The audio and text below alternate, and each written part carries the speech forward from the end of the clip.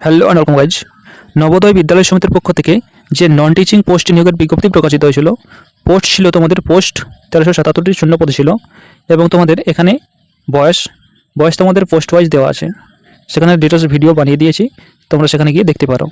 এবং অ্যাপ্লাই যে অনলাইনের মধ্যে আবেদন কবে থেকে করতে পারবে সেটাও এই ভিডিওতে জানিয়ে দেওয়া হবে। ভিডিওটি সম্পূর্ণ তোমরা দেখতে থাকো। কবে থেকে তোমরা অনলাইনের মধ্যে আবেদন করতে পারবে 22শে মার্চ থেকে, এবং আবেদনের শেষ তারিখ থাকবে তোমাদের 30শে এপ্রিল। তোমাদের অ্যাপ্লিকেশন ফি এখানে কত লাগবে?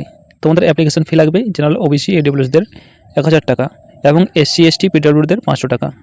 এবং তোমাদের বলে দিয়েছে অ্যাপ্লিকেশন করার সময় যদি কোনো ভুল হয় সেটা কারেকশন করতে পারবে তোমরা 2 থেকে 5 মের মধ্যে তোমরা কারেকশন করতে পারবে।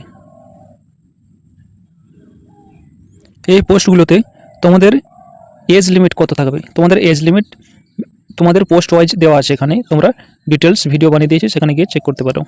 তোমাদের এখানে কোয়ালিফিকেশন কোন পোস্টে কীরকম লাগবে সেটা একটু জানিয়ে দিচ্ছি। ফিমেল স্টাফ নার্স এই পদে তোমাদের বিএসসি নার্সিং লাগবে। অ্যাসিস্ট্যান্ট সেকশন অফিসারে তোমাদের 5টি ভ্যাকেন্সি আছে, সেখানে তোমাদের গ্র্যাজুয়েট তার সাথে 3 ইয়ার এক্সপিরিয়েন্স লাগবে। অডিট অ্যাসিস্ট্যান্ট তোমাদের বিকম প্লাস 3 ইয়ার এক্সপিরিয়েন্স লাগবে। জুনিয়র ট্রান্সলেটর অফিসার তোমাদের পিজি ইন হিন্দি অথবা ইংলিশ থাকতে হবে, ট্রান্সলেটর করতে হবে। লিগ্যাল অ্যাসিস্ট্যান্ট তোমাদের এখানে এলএলবি ডিগ্রি থাকতে হবে। আর স্টেনোগ্রাফার পদে 12 পাস, তার সাথে স্টেনো যে টাইপিং টেস্ট সেটা করতে পারতে হবে। কম্পিউটার অপারেটর তো এই পদের ক্ষেত্রে তোমাদের বিসিএ থাকতে হবে অথবা বিএসসি থাকতে হবে অথবা বিটেক থাকতে হবে। এবং ক্যাটারিং সুপারভাইজার এই পদের ক্ষেত্রে তোমাদের ডিগ্রি ইন হোটেল ম্যানেজমেন্ট থাকতে হবে। নেক্সট যে পোস্টটি আছে জুনিয়র সেক্রেটারি অ্যাসিস্ট্যান্ট, তো এই পদের ক্ষেত্রে তোমাদের 12 পাস হতে হবে, তার সাথে টাইপিং করতে পারতে হবে, হিন্দি আর ইংলিশ এই ল্যাঙ্গুয়েজ তোমাদের টাইপিং করতে পারতে হবে।